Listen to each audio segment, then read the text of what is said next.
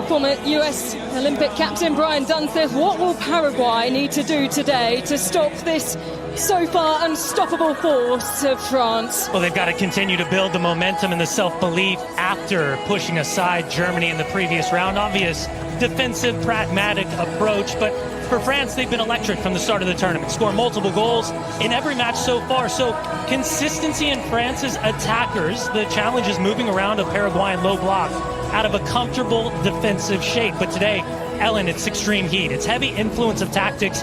It's substitution patterns, fatigue management, and maybe most importantly, the margins of sports science. Yeah, absolutely. It's something that both managers was asked about in the pre-match press conferences, and particularly Didier Deschamps was asked in detail about the lengths that his side may go to today. He didn't want to give too much away, but did say that he was in the USA for the Club World Cup last year with his assistant coach, and they've taken so many learnings from that tournament. Sweltering heat here in Philadelphia. Kickoff is not far away.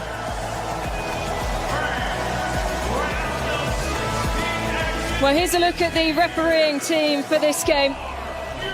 Tantashev is the refereeing all-on-field team from Uzbekistan. He was the man in the middle for 2 group stage games, and this is his first appearance in the knockout stages in what is his first World Cup. Watching away in Dallas, Juan Lara is the VAR tonight.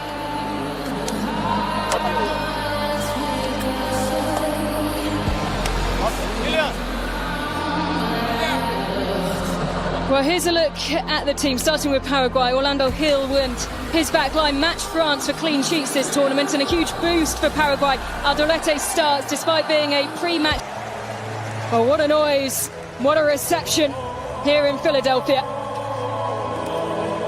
We are just minutes away from getting started in this 4th of July last 16 clash between Paraguay and France. Well, former US Olympic captain Brian Dunseth, what will Paraguay need to do today to stop this so far unstoppable? Backline is unchanged, but in front of them, Manu Kone comes in for Chouameni, who has picked up a thigh injury. France boasts a terrifying and unchanged front line, who are eyeing up records left, right and centre. Michael Elise has 5 assists so far this tournament. One more would equal Pele's record in a single tournament. Kylian Mbappe is second in the race for the Golden Boot, just 1 goal behind Messi.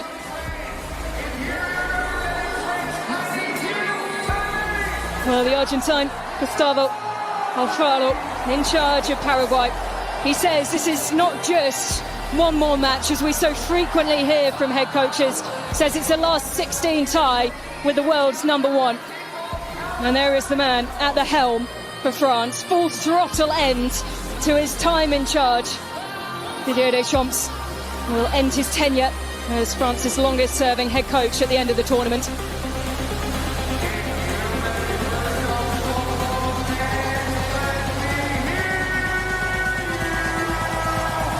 Not an empty seat in the house in Philadelphia. What a sight this is. Well, what a noise, what a reception here in Philadelphia. We are just minutes away from getting started in this 4th of July last 16 clash between Paraguay and France. World Cup match, and it's Paraguay and France who clash for a place in the quarterfinals and a tie with Morocco. Aston Villa man's feet. Mbappe. Well, again, though, He'll be so happy with this France. Ball over the top. It's a little bit too far ahead of Barcola, who raises one hand in thanks to his teammates. well, the challenge of playing flat 3 in the back is... Sina. And straight into the palms of Orlando Hill. Well, again, we've seen balance, we've seen flexibility, and we put the ball as quickly as possible in the attacking phase of play to minimize the distance between themselves and the opponent's goals. Early yellow card going the way of Bradley Barcola. A Cáceres comes together, and Barcola, he's not trying to get a piece of him, but he does swing through, and the bar's been set early from the referee in terms of challenges. Steps up, has a look for goal himself. Orlando Hilstead rooted to the spot. Dembele, high-looking ball looking to the back post where Mbappe was waiting, and that will be that for the first period of the game. 20. Paraguay have had a handful of runs forward, breaking out of their own half, but unable to create anything really of use. And as much as France have had the possession, it was just before that hydration break that we saw our first shot of the game. So here, the chance may open up, it pings off the boots of Upamecano and then sent out wide. Here's Diego Gomez. Guillermo Long goes down, nothing given. Now play will be stopped. Tees something up there. The header almost there from Kylian Mbappe was in a perfect position. Just couldn't quite connect.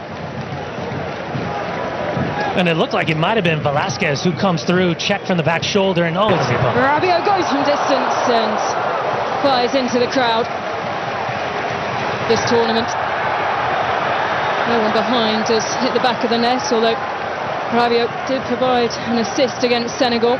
Well, there's nothing more frustrating as a centre back when a small floating ball from Diego Gomez and into the arms of Mbappe. Tries to wrestle his way free, looks away the referee, and well, there's a handful of pushes there, and quick to react was the referee, but now he's in the middle of a large scruffle here, and even the goalkeeper has come over just to diffuse things, and that is somewhat helped from Orlando Hill, who was quick off his line to just calm things down. And it is Laissez. Floating ball and not cleared, now it is! Headed over the top. The strike is bouncing and straight into the arms of Orlando Hill. Well, France is wasting no time whatsoever. The moment they are awarded a... Mbappe's gone down. Off the ball challenge, and well, very quickly over to plead France's case is Dembele. Well, it's Galarza as he comes across the Mbappe. He's making this run. He's trying to get in front. It's a right arm that comes up. Take another look at the delivery.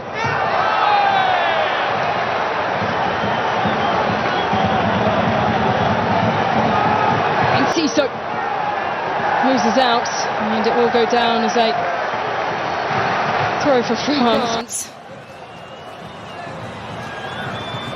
Will roll forward. It's a clever flick, but no one there to meet it, and that will be that for the first half.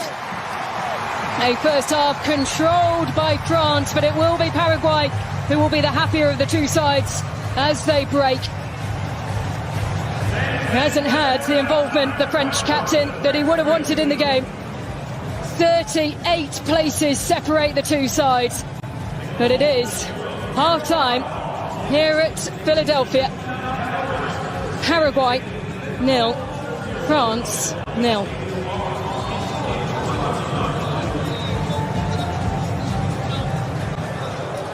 Well, Brian Dunseth, is that the first half that you expected in this clash, a divided clash between France and Paraguay? 38 places separate them in the FIFA rankings. Did you expect more from France? Well, I think the expectation was the style of play that we saw individually from both France and Paraguay. But for Paraguay, the most important thing was for them to get through this 45 minutes without conceding a goal.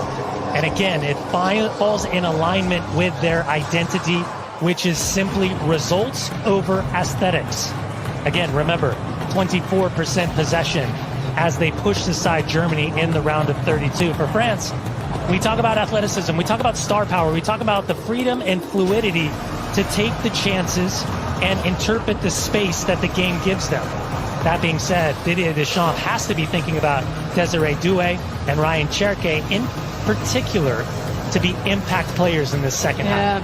Absolutely. You mentioned Desiree Doué. He was the man who came out to face the press yesterday And he did say he knows his role. There's no hard feelings between him and Bradley Barker.